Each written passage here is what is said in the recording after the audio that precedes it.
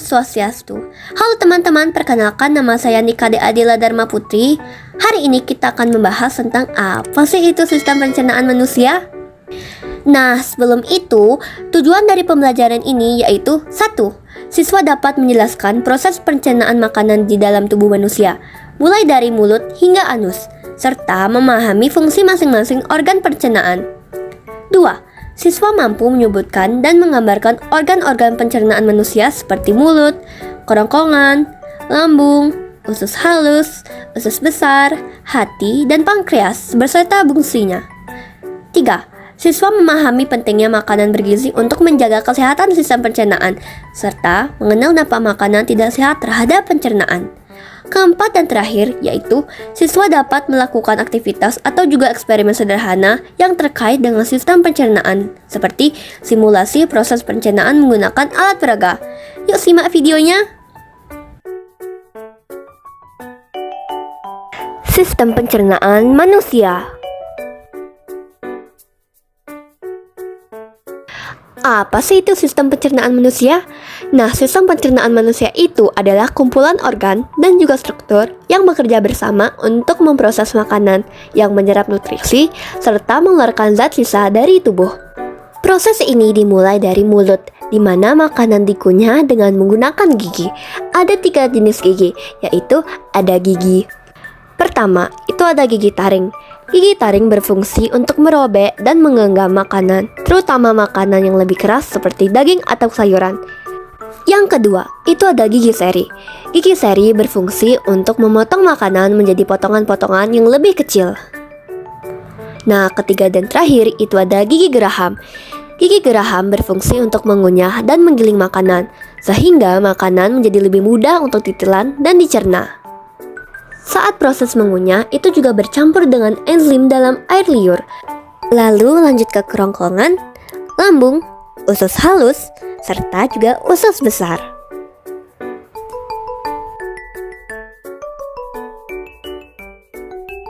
Bagian-bagian dari organ pencernaan manusia. 1. Itu ada mulut. Mulut adalah tempat pertama masuknya makanan untuk membantu proses pencernaan mekanis dan juga kimiawi. Kedua, itu ada kerongkongan. Saluran yang menghubungkan mulut dan lambung, mendorong makanan melalui gerakan peristaltik. Ketiga, itu ada lambung. Tempat makanan diaduk dan dicerna secara kimia menggunakan asam lambung dan enzim pencernaan. Keempat, ada usus halus. Usus halus terdiri dari 3 bagian, yaitu duodenum, jejunum, dan ileum. Disinilah sebagian besar proses pencernaan nutrisi. Kelima, itu ada usus besar. Usus besar berisi kolon, rektum, dan anus. Organ ini berfungsi menyerap air dan membentuk sisa makanan menjadi feses. Keenam dan terakhir yaitu ada anus. Anus adalah tempat menampung feses dan pembuangan feses.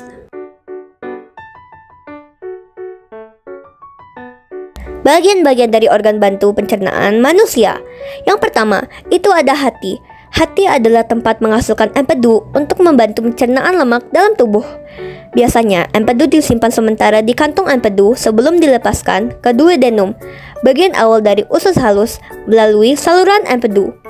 Selain menghasilkan empedu, hati juga memiliki banyak fungsi lain yang penting bagi metabolisme tubuh. Yang kedua, itu ada kantong empedu.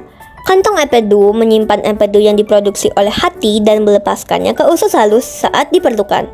Nah, fungsi dari kantung empedu ini berfungsi untuk menyimpan dan memekatkan empedu yang dihasilkan oleh hati. Ketika makanan berlemak masuk ke duodenum, kantung empedu akan berkontraksi dan melepaskan empedu ke usus halus untuk membantu pencernaan lemak. Ketiga dan terakhir itu ada pankreas, menghasilkan enzim pencernaan yaitu amilase, lipase, protase, dan hormon insulin untuk mengatur gula darah. Nah, pankreas ini memiliki 2 fungsi utama dalam pencernaan, yaitu ada fungsi eksokrin, menghasilkan enzim-enzim pencernaan yang dialirkan ke duodenum melalui saluran pankreas. Fungsi kedua itu ada endokrin, menghasilkan hormon insulin dan glukagon yang berperan dalam mengatur kadar gula darah. Pengertian dari mulut. Mulut adalah bagian awal dari saluran pencernaan pada manusia dan hewan yang berfungsi untuk mengunyah makanan menggunakan gigi atau bisa dibilang pencernaan mekanik. Mulut adalah organ pertama yang berperan dalam memproses makanan secara mekanik dan kimiawi sebelum diteruskan ke organ pencernaan lainnya. Selain mengunyah makanan, pencernaan mekanik di dalam mulut, gigi melakukan pengunyahan untuk memecah makanan menjadi bagian yang lebih kecil, meningkatkan luas permukaan agar enzim pencernaan dapat bekerja lebih efektif. Pencernaan kimiawi. Kelenjar lidah di dalam mulut menghasilkan air liur yang mengandung enzim amilase. Enzim ini memulai proses pemecahan karbohidrat atau pati menjadi gula yang lebih sederhana. Air liur juga berfungsi membasahi makanan sehingga lebih mudah ditelan. Dalam mulut terdapat organ yang berperan, yaitu ada gigi. Gigi adalah struktur keras dalam mulut yang digunakan untuk memotong, mencabik, dan mengunyah makanan. Manusia memiliki 4 jenis gigi permanen dengan fungsi dan bentuknya yang berbeda. Ada gigi seri.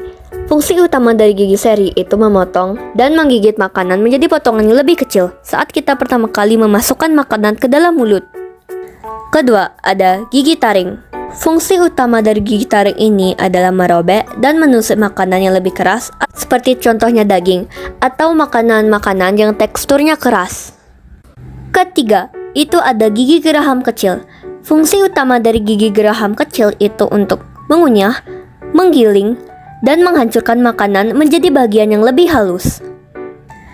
Keempat dan terakhir, itu ada gigi geraham besar.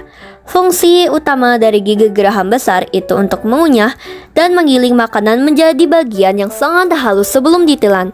Gigi geraham melakukan sebagian besar pekerjaan dalam proses pengunyahan. Kedua, itu ada lidah. Organ otot yang fleksibel berperan dalam mengecap rasa, membantu mengunyah, dan menelan makanan. Selain itu, lidah membantu dalam mengunyah dengan membolak-balikan makanan di dalam mulut, serta mendorong bolus ke faring atau tenggorokan untuk proses menelan selanjutnya. Ketiga dan terakhir itu ada air liur.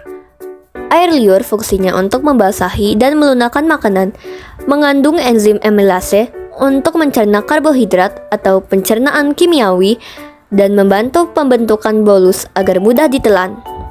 Selain itu, terdapat juga sedikit lipase lingual yang membantu mencerna lemak, terutama pada bayi. Dengan membasahi dan melumasi makanan, air liur membantu membentuk bolus atau bolu makanan yang licin sehingga lebih mudah dan aman untuk ditelan. Pengertian tentang kerongkongan. Kerongkongan adalah sebuah bagian dari saluran pencernaan yang berbentuk tabung panjang dan berfungsi sebagai penghubung antara organ faring, tenggorokan, dengan lambung. Nah, fungsi utama dari kerongkongan ini yaitu menyalurkan makanan dan minuman dari mulut ke lambung melalui gerakan peristaltik atau kontraksi otot bergelombang. Nah, letak dari kerongkongan ini berada di belakang trakea, batang tenggorokan, dan di depan tulang belakang, memanjang dari leher hingga rongga dada dan berakhir di lambung. Fungsi lapisan dari otot terdiri dari otot rangka di bagian atas dan otot polos di bawah untuk mendukung gerakan peristaltik. Lapisan otot dalam tubuh memiliki fungsi yang sangat penting untuk berbagai proses. Secara umum, fungsi lapisan otot adalah untuk menghasilkan gerakan yang membantu proses pencernaan makanan. Pengertian tentang gerakan peristaltik. Gerakan peristaltik adalah serangkaian kontraksi dan relaksasi otot polos yang berbentuk gelombang dan terjadi secara berurutan di dinding organ berongga, terutama pada saluran pencernaan. Gerakan ini berfungsi untuk mendorong isi makanan melalui organ tersebut. Fungsi dari mukosa. Sebuah lapisan paling dalam yang melindungi dinding dari sebuah gesekan dari makanan. Mukosa atau disebut juga selaput lendir adalah lapisan basah yang melapisi berbagai rongga dalam tubuh dan permukaan organ dalam. Lapisan ini memiliki kemampuan untuk mensekresikan lendir atau mukus, meskipun tidak semua mukosa menghasilkannya. Pengertian tentang lambung. Lambung adalah organ berbentuk seperti kantong yang merupakan bagian dari sistem pencernaan. Lambung adalah kantong berotot di perut yang bertugas menyimpan, mengaduk, dan mencerna makanan dengan bantuan asam dan enzim sebelum makanan tersebut masuk ke usus. Nah, lambung memiliki dua cara untuk mencerna makanan, yaitu ada mencerna makanan secara mekanis dan mencerna makanan secara kimiawi. Mencerna makanan secara mekanis. Otot lambung berkontraksi untuk mengaduk makanan agar tercampur dengan enzim dan asam lambung. Ini melibatkan gerakan fisik otot-otot dinding lambung yang berkontraksi dan berelaksasi untuk mengaduk dan menggiling makanan. Tujuannya adalah untuk memperkecil ukuran makanan dan mencampurnya dengan getah lambung. Mencerna makanan secara kimiawi. Lambung menghasilkan asam lambung atau HCI yang berfungsi membunuh kuman atau bakteri dan menghasilkan enzim. Nah, asam lambung juga membantu melarutkan makanan, terutama jaringan ikat dan serat-serat otot pada daging. Membunuh sebagian besar bakteri dan mikroorganisme lain yang masuk bersama makanan, sehingga berperan dalam pertahanan tubuh. Dan juga asam lambung mendukung penyerapan beberapa nutrisi seperti vitamin B12. Enzim pepsin untuk memecah protein menjadi bentuk yang lebih sederhana. Nah, for information, enzim pepsin adalah enzim pencernaan utama di lambung yang berperan penting dalam memecah protein dalam makanan menjadi molekul yang lebih kecil yang disebut peptida. Enzim renin untuk mengumpulkan protein susu atau kasein agar lebih mudah dicerna. Nah, enzim renin ini adalah enzim di dalam lambung bayi yang membantu mencerna susu dengan cara mengumpulkannya terlebih dahulu. Manfaat enzim ini pada bayi yaitu pengumpulan susu oleh renin memperlambat laju lewatnya susu dari lambung ke usus. Hal ini memberikan lebih banyak waktu bagi enzim lain seperti pepsin untuk mencerna protein susu secara efisien. Pengertian tentang usus halus. Usus halus adalah bagian dari sistem pencernaan manusia yang berupa saluran panjang berbentuk tabung yang terletak di antara lambung dan usus besar. Usus ini berfungsi untuk mencerna makanan. Nah, kalian tahu gak sih kalau ternyata usus halus adalah bagian terpanjang dari saluran pencernaan, terletak di antara lambung dan usus besar. Organ ini merupakan tempat utama terjadinya pencernaan kimiawi dan penyerapan sebagian besar nutrisi dari makanan yang kita konsumsi. Usus ini berfungsi untuk mencerna makanan. Fungsi dari duodenum atau usus 12 jari. Duodenum berfungsi untuk melanjutkan pencernaan makanan, khususnya untuk pencernaan kimiawi. Usus 12 jari atau disebut juga duodenum adalah bagian pertama dan terpendek dari usus halus. Namanya berasal dari perkiraan panjangnya yang sekitar 12 jari manusia. Letak dari usus 12 jari atau duodenum terhubung langsung dengan ujung lambung atau pylorus dan berbentuk seperti huruf C yang melengkungi kepala pankreas. Setelah duodenum, barulah bagian usus halus selanjutnya yaitu jejunum. Fungsi jejunum. Fungsi jejunum adalah untuk menyerap sebagian besar nutrisi dari makanan yang sudah dicerna. Jejunum adalah bagian kedua dari usus halus, terletak di antara duodenum atau usus 12 jari dan ileum, usus penyerapan. Kata jejunum berasal dari bahasa Latin yang berarti kosong, karena pada otopsi bagian ini sering ditemukan kosong. Kalian tahu nggak sih kalau ternyata fungsi jejunum, fungsi utamanya yaitu tempat utama terjadinya penyerapan nutrisi yang telah dicerna seperti gula sederhana, asam amino, dan asam lemak. Meskipun penyerapan juga terdapat di duodenum dan ileum, jejunum memiliki struktur yang sangat efisien untuk proses ini. Fungsi dari ileum atau usus penyerapan. Fungsi ileum menyerap sisa nutrisi seperti garam, empedu, dan vitamin B12, dan sisa makanan akan diteruskan ke usus besar. Ileum adalah bagian terakhir dari usus halus, terletak setelah jejunum dan sebelum usus besar atau cecum.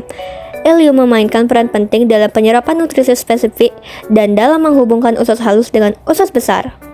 Fungsi utama dari ileum itu adalah penyerapan vitamin 12. Ileum adalah satu-satunya tempat di saluran pencernaan di mana vitamin B12 yang terikat pada faktor intrinsik dihasilkan oleh lambung dapat diserap. Penyerapan garam empedu. Garam empedu yang dikeluarkan oleh duodenum untuk membantu pencernaan lemak sebagian besar diserap kembali di ileum dan kemudian didaur ulang kembali ke hati. Penyerapan sisa nutrisi. Ileum juga terus menyerap nutrisi yang mungkin belum sepenuhnya diserap di jejunum. Enzim-enzim yang bekerja di usus halus. Tripsin dan kinotripsin dari pankreas. Tripsin adalah enzim protease yang memecah ikatan peptida pada sisi asam amino, lisin, dan arginin. Selain mencerna protein, tripsin juga berperan dalam mengaktifkan enzim-enzim pankreas lainnya, termasuk kimotripsinogen menjadi kimotripsin. Kimotripsin adalah enzim protease lain yang memecah ikatan peptida pada sisi asam amino tirosin, fenilalanin, dan triptofan. Dihasilkan oleh pankreas dalam bentuk tidak aktif yang disebut kimotripsinogen. Kimotripsinogen diaktifkan menjadi kimotripsin oleh tripsin. Enzim amilase. Enzim amilase adalah enzim pencernaan yang terutama berfungsi untuk memecahkan karbohidrat atau pati menjadi gula yang lebih sederhana, seperti maltosa dan glukosa.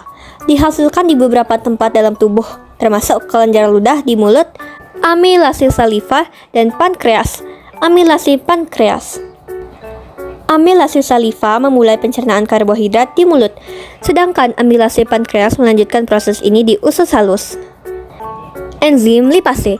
Enzim lipase adalah enzim pencernaan yang berfungsi untuk memecah lemak trigliserida menjadi asam lemak dan gliserol. Sebagian besar lipase yang berperan dalam pencernaan dihasilkan oleh pankreas atau lipase pankreas. Lipase pankreas bekerja di usus halus dengan bantuan empedu yang dihasilkan oleh hati untuk mengemulsikan lemak, sehingga lipase dapat bekerja lebih efektif. Sejumlah kecil lipase juga dihasilkan di lambung.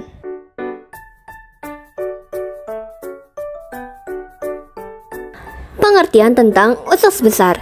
Usus besar adalah akhir dari saluran pencernaan manusia yang berfungsi untuk menyerap air dan juga elektrolit dari sisa makanan, serta membentuk dan menyimpan feses sebelum dikeluarkan melalui anus.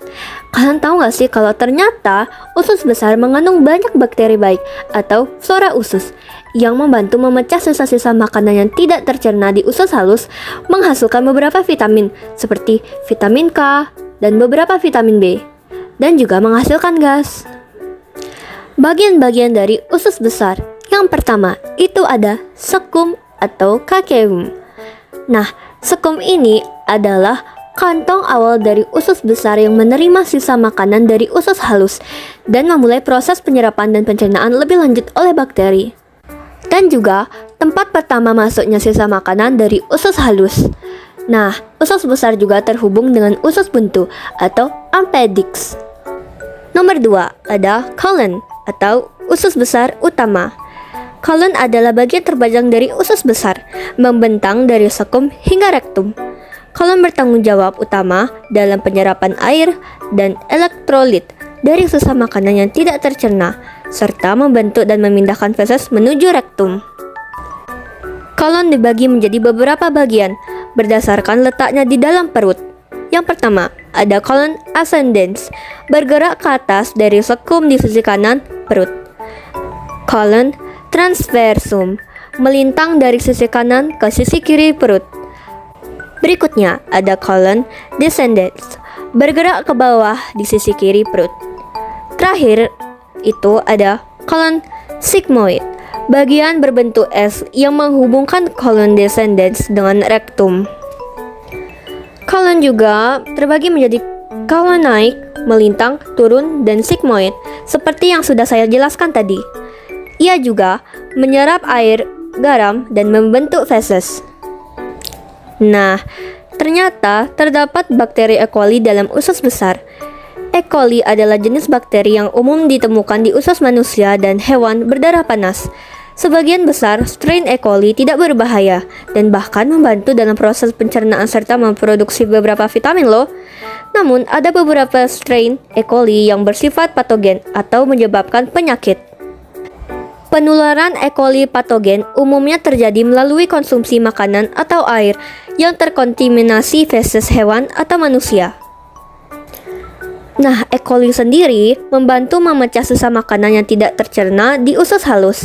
Ia juga membantu menghasilkan vitamin K dan beberapa vitamin B, dan juga membantu menjaga keseimbangan mikroorganisme dalam usus besar.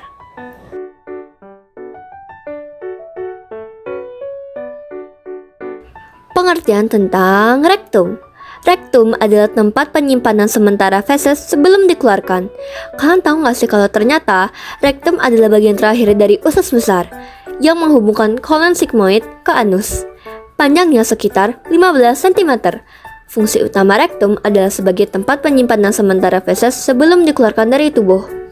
Dinding rektum memiliki kemampuan untuk meregang ketika terisi feses. Peregangan ini memicu saraf-saraf di dinding rektum untuk mengirimkan sinyal ke otak, yang kemudian menimbulkan keinginan untuk buang air besar atau defekasi. Selain itu, rektum juga berperan dalam penyerapan kembali sejumlah kecil air dan elektrolit dari feses. Pengertian tentang anus. Anus merupakan saluran akhir tempat keluarnya feses dari tubuh. Setelah makanan dicerna dan sisa-sisanya dipadatkan menjadi feses di usus besar, feses akan disimpan di rektum, lalu dikeluarkan melalui anus. Anus dikelilingi oleh otot sphincter, yaitu sphincter internal yang tidak sadar dan sphincter eksternal yang sadar, yang mengontrol pembukaan dan penutupan anus. Fungsi utama anus adalah untuk mengeluarkan feses dari tubuh selama proses defekasi. Selain itu, otot-otot di sekitar anus juga membantu dalam menahan feses agar tidak keluar tanpa terkontrol. Anus juga berperan dalam mengeluarkan gas dari dalam tubuh. Proses pencernaan manusia. Makanan masuk dan dihancurkan di mulut dan dipecah secara mekanik oleh gigi menjadi partikel yang lebih kecil. Air liur yang mengandung enzim amilase dan maltase mulai memecah karbohidrat menjadi gula yang lebih sederhana. Kerongkongan membawa makanan menuju lambung. Setelah ditelan, makanan bergerak melalui kerongkongan menuju lambung melalui gerakan peristaltik. Makanan dihancurkan menjadi bubur oleh lambung. Di lambung, makanan bercampur dengan asam lambung dan enzim-enzim pencernaan. Enzim pepsin mulai memecah protein menjadi peptida yang lebih kecil. Enzim lipase dalam jumlah kecil juga bekerja untuk memecah lemak. Dan makanan di lambung diolah menjadi cairan kental yang disebut chymus. Bubur makanan diserap nutrisinya oleh usus halus. Chymus dari lambung masuk ke usus halus yang merupakan tempat utama terjadinya pencernaan kimiawi dan penyerapan nutrisi. Di usus halus, makanan bercampur dengan enzim-enzim dari pankreas. Ada amilase pankreas, lipase, tripsin, chymotrypsin, dan karbosipeptidase, dan empedu dari hati.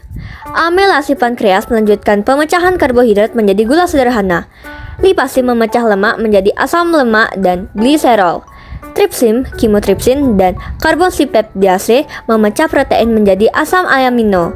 Empedu membantu mengemulsikan lemak sehingga lebih mudah dicerna oleh lipase.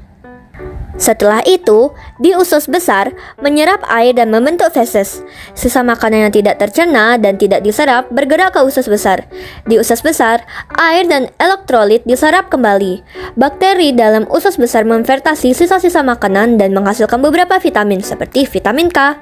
Sisa-sisa makanan membentuk feses. Nah, proses terakhir itu di rektum dan anus menyimpan dan mengeluarkan feses.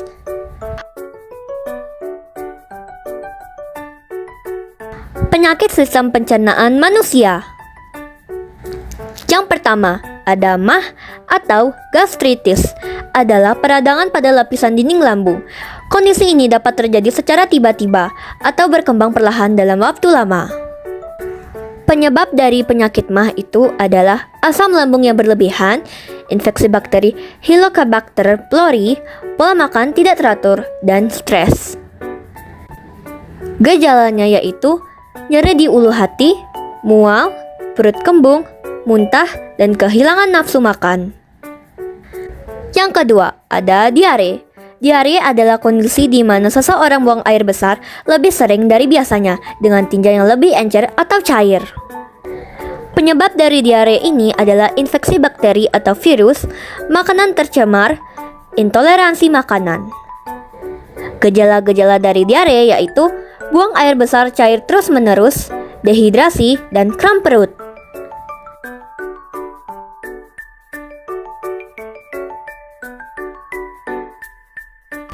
Yang ketiga ada hepatitis. Hepatitis adalah peradangan pada hati. Kondisi ini paling sering disebabkan oleh infeksi virus seperti hepatitis A, B, C, D, dan E. Namun, hepatitis juga dapat disebabkan oleh faktor lain seperti konsumsi alkohol berlebihan, obat-obatan tertentu, penyakit autoimun, dan zat kimia. Penyebab dari hepatitis adalah infeksi virus hepatitis A, B, dan C.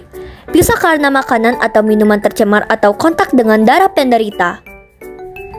Gejala-gejala dari orang yang mengalami hepatitis yaitu mata dan kulit kuning, urin gelap, dan lemas, mual.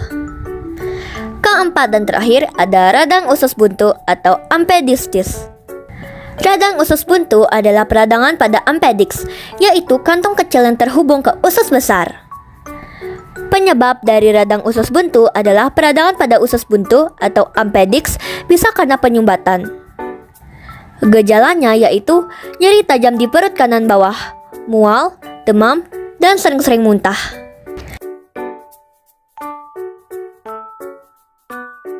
Mencegah penyakit organ pencernaan manusia. Cuci tangan dengan sabun. Cuci tangan setelah buang air besar, sebelum makan, dan setelah menangani makanan mentah. Kalian tahu gak sih kenapa cuci tangan dengan sabun itu sangat penting? Karena tangan kita sering kali bersentuhan dengan berbagai permukaan yang mungkin terkontaminasi loh. Jika kita tidak mencuci tangan sebelum makan, menyentuh wajah, atau berinteraksi dengan orang lain, kita dapat memindahkan kuman-kuman tersebut dan berisiko tertular penyakit seperti diare, flu, dan infeksi lainnya. Hindari makanan dan air yang tercemar. Jangan mengonsumsi makanan yang sudah terkontaminasi atau tidak jelas kebersihannya. Kalian tahu nggak kalau ternyata makanan dan air yang tercemar dapat menjadi sumber berbagai penyakit, terutama penyakit pencernaan seperti diare, tifus, dan kolera. Kontaminasi bisa terjadi selama proses produksi, pengolahan, penyimpanan, atau penyajian. Hindari makanan yang dapat memicu asam lambung. Beberapa makanan seperti makanan pedas, asam, gorengan, atau berlemak dapat memperburuk gejala MAH. Batasi konsumsi makanan tersebut. Beberapa jenis makanan dan minuman dapat merangsang produksi asam lambung berlebihan atau melemahkan katup antara lambung dan kerongkongan, sehingga memicu naiknya asam lambung. Kesimpulan presentasi. Sistem pencernaan manusia merupakan rangkaian organ yang bekerja secara terkoordinasi untuk mencerna makanan, menyerap nutrisi, dan membuang sisa zat yang tidak diperlukan oleh tubuh. Proses ini dimulai dari mulut, dilanjutkan ke kerongkongan, lambung, usus halus, usus besar, hingga anus dengan bantuan enzim dan cairan pencernaan.